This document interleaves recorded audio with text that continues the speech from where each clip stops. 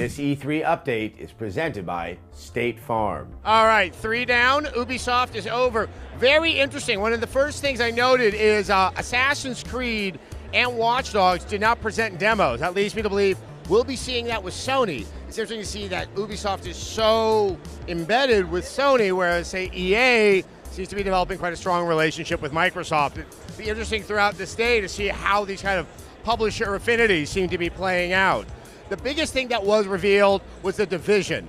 It's an open world RPG. I find it very interesting that it's being developed by Massive, yet the word massively was absent from any description. So it's unclear how many people can play simultaneously. It definitely looks like there are groups, factions that you're playing against. The game was very striking in how good it looks. But I think the part that is most notable is that here you have an RPG that isn't doing sci-fi, it isn't doing fantasy. Given the fact that it's using the Tom Clancy license and there are rules about the world you have to create with his name attached, it looks like it will be somewhat grounded. Obviously, action, it's in the near future, but that's not what you typically get from an online RPG, and it's nice to see, once again, some type of chance being taken with a new IP as we're moving into the next gen. Additionally, we saw, and this is very consistent with Ubisoft, a driving game called The Crew that, once again, you have a small team,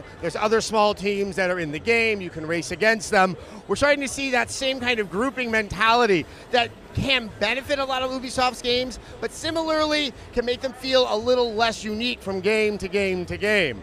Having said that, I still think this is one of the strongest press conferences. No, I think this was the strongest press conference I've seen so far, because we're getting a sense of games that are taking a chance. I have no idea if Watch Dogs or The Division are going to be any good.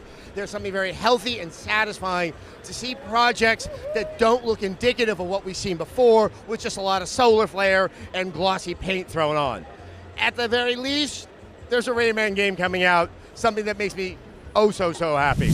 Having insurance is not the same as having State Farm. With agents available 24/7, 365 days a year, they can help you get to a better state. Learn more by visiting statefarm.com.